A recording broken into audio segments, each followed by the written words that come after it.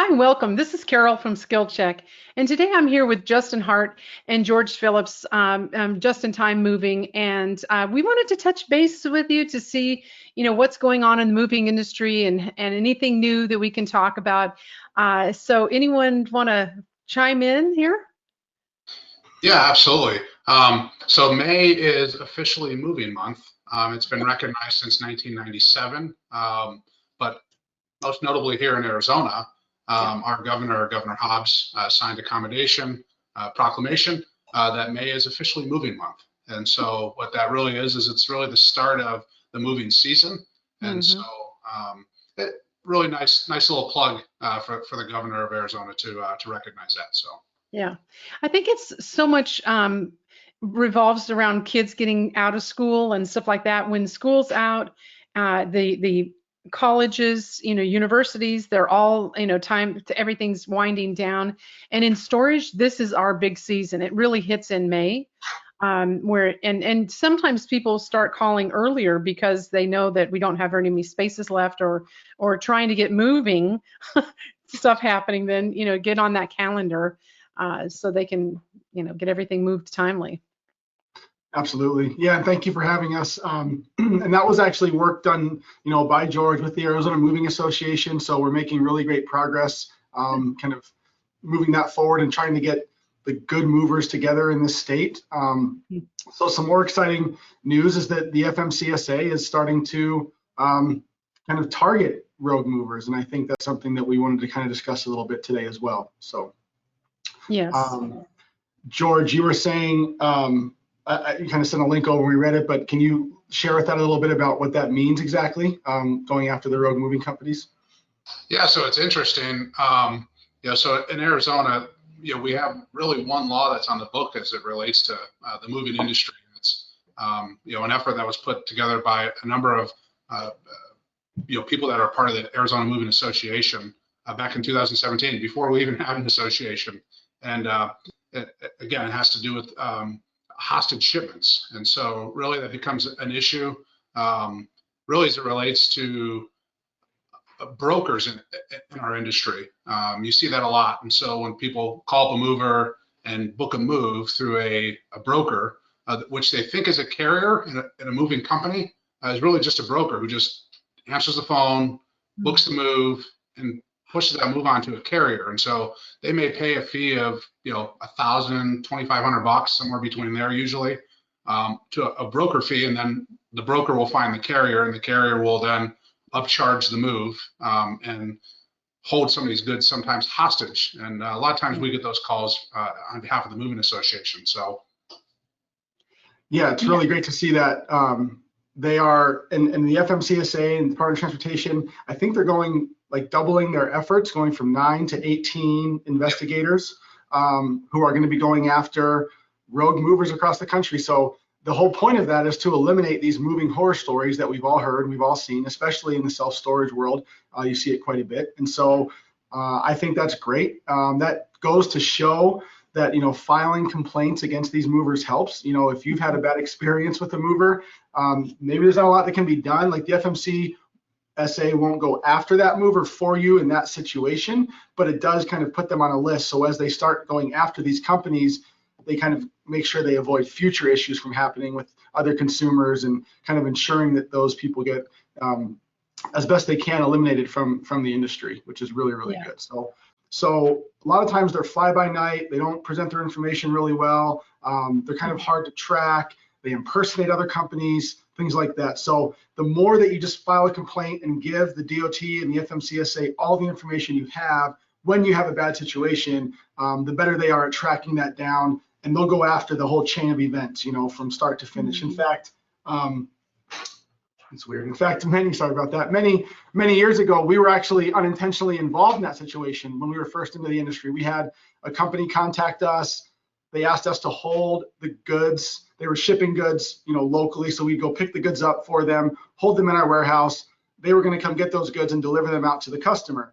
Well, this company ended up being a rogue mover. We had these goods sitting in our warehouse for months. We couldn't get a hold of anybody. We didn't know who they belonged to.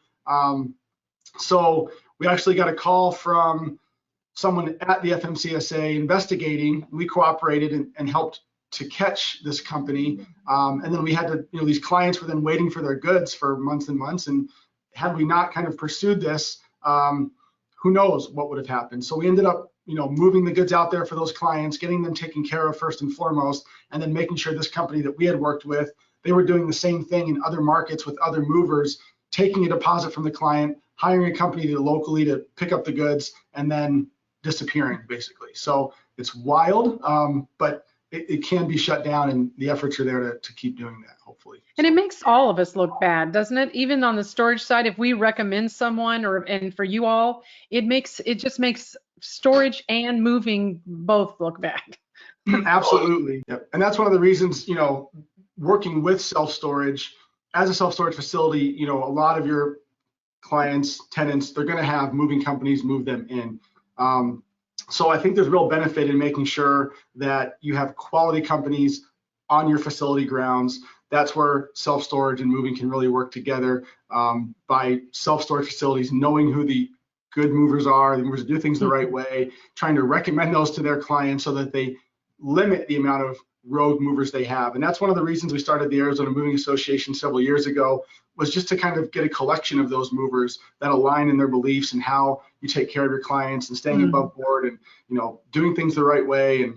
And so we have a great resource for that online. I think it's moversaz.org, and, different facilities, clients, whoever sees this recording can go on there and see a great, obviously I wish all of you would just choose just-in-time moving and that'd be the end of it, but I'm a realist and I think choices are good. So it's a great place, great resource to go to be able to find a quality mover, recommend those movers to your tenants, and make sure that you're going to have quality movers, And also, when you're in the self-storage industry and you have a mover that might be coming in that you're unaware of, you could always go to the FMCSA.dot.gov website and research a mover. And so that's kind of helpful information to kind of realize, is your customer working with a legitimate carrier, which it should be a moving company, or if they're working with a broker, and really what they're, what they look like as a company. They had violations, they've been put out of service, how many trucks do they have? Kind of gives you a little bit of background and who that company is. And so that's how would we even know if we had a broker versus a moving company, regular? Yeah, and that would be done. You could look that up through the FMCSA. They should disclose that. That's just good business practice. But again, just to go to the FMCSA.dot.gov, you could research your company, a company on that. Another way is reputation management too. So basically, just starting out with a basic Google search, if you're seeing consistently questionable reviews, every moving company is going to have a few bad reviews. It's just the name of the game. But you should see a solid 4-star rating or better for any company you're working with across Google, across Yelp, across different social media platforms.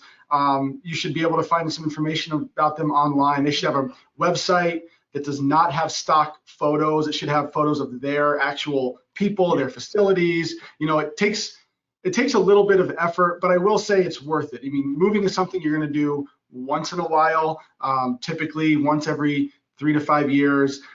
You're not doing this on a monthly basis, so it's worth taking the time to really investigate this, make sure you're getting a quality company, and make sure that you're not just focusing on the lowest price. A lot of people just, they kind of commoditize it, so they call around and they get some quotes and they go, okay, this one was half the price of everyone else. That's how I'm going to book. That's a red flag. Just like anything in life, if it sounds too good to be true, generally it is. So most movers are kind of in the relatively general same price range. You'll get some quotes that you'll have a low end and a high end, but if you find an outlier, I would stay away from that, even if you're budget conscious and you're trying to move on a budget.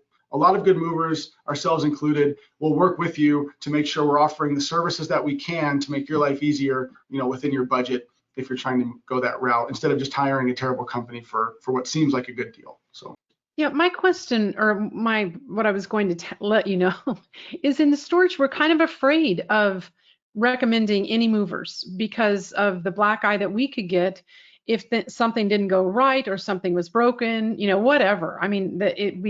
We tend to stray away from it because there have been some horror stories. Mhm. But I think if we have some confidence in what we're talking about, it will be much easier to say, go to this website, or, go to Just in Time Moving. They're gonna give you a good bid. They're going to be fair. And I think having that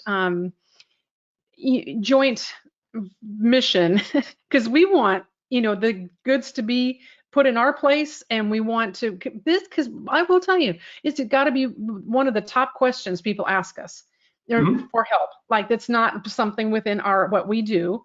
But even if we have a moving truck, sometimes they'll say, do you know movers some people that can help? I'm like, well, no, my son Right.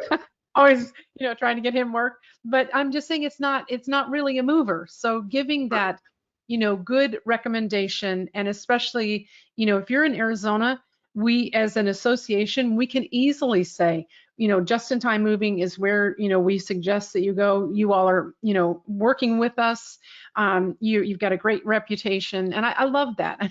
And as far as being trusted to refer out, I 100% understand that. That's something, I started this business because I worked in self-storage and saw the lack of quality that Yeah. would show up at our facilities, right? And I was that person they were asking for help with their move, even though I was a store manager. So I 100% get that. That's how I built our business, and we built our business by visiting different facilities, expressing that to them. Look, we know that you generally don't like movers, and you generally have bad experiences with movers, Yeah. and you don't really have any benefit in your mind to refer a moving company. The only thing that can happen is that we're going to do a poor job and make your clients angry, your tenants angry, and that's not what we want. So we combat that through, one, recognizing that. We look at our self-storage relationships as top priority, because it's worth doing what we can to make every referral happy. One, so that you look good as well. You make sure that you have quality companies on your property, because a lot of movers will damage your facilities as well. Oh, yes. That just happened to show up by that the other customer found. So I really feel like it's in your best interest to find a quality mover and recommend those in your self-storage facilities. Even though, yes, there absolutely is some risk that you could refer somebody who does a poor job. However, we've always focused on, my personal cell number is on my business card. I'm very accessible. We want feedback. I want a chance to move one of your tenants so that we can do a great job for them, and they can come in and tell you how great of a job that we did, because us coming in and telling you that all day long doesn't matter. You need to hear it from the clients that we bring into your facility. So it's just a matter of standing behind your work. And so that's something we do in all areas, understanding the value of that relationship. Sometimes you may even refer us a client that we did a great job for, but something along the way made them unhappy. Maybe they've had a bad day. Maybe there was some miscommunication. We're going to go above and beyond to make them happy, even if it costs us a few bucks, like you said, Carol, giving something away or just doing what you can to kind of make the situation better, in the understanding of it keeps your relationship better with that client and that tenant, and preserves future referrals for us, right? We understand you're moving people in and out of your facilities on a daily basis. We want to be the company that you're recommending. How can we make that a good relationship? By being consistent and by standing behind our work, and knowing that we've got your back. If something goes wrong, we're going to go above and beyond to make that tenant happy. I also think there are some owners and managers that think, oh, I don't want to give, out any information about anybody. And, they're kind of they overdo the thing about referrals. But I really think, if you have a good relationship with someone, and it's not to say that something might go awry, but people would rather still have that recommendation from you, because you already know, these people come here a lot, and this is someone that we really trust and enjoy working with.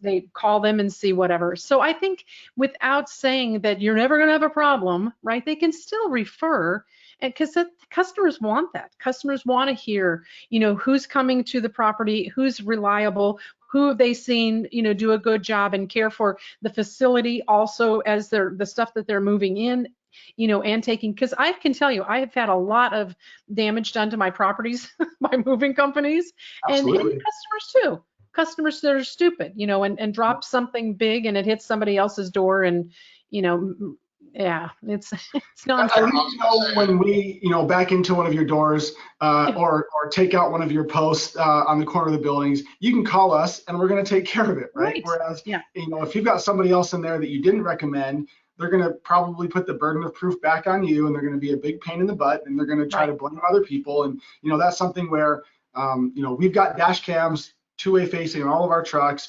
Yeah. with ELD and logging, so we know when events happen. These are things that a lot of quality movers are working towards, just to make sure that you can preserve those relationships, you can eliminate questions, and stand behind what you do. It just goes back to that. If I were a store manager today, I would want to be as much in control of who's on my property as I could be, especially when it comes to moving companies. Going back to what you said about other movers just, causing problems, and then it becomes a bigger issue for you, because they're afraid to refer a company for whatever reason. So I was just, go ahead. I was going to say, this is the same conversation. Not only do I have with self-storage facilities, but realtors as well. I always try to tell everybody to really differentiate yourself. What makes you different than your competitor, maybe right around the corner or right next door, or right down the road? I think it's your ability to have relationships with good quality vendors. And if you can really call someone if something goes awry or something goes wrong, that they'll come and fix it. And also that, hey, listen, we've got an issue with a client or a customer that really needs attention. Can you take care of them? If you have that relationship, they're more than likely willing to jump for you. And so, Right. Makes a big difference, doesn't it? I think, all of that. Yeah.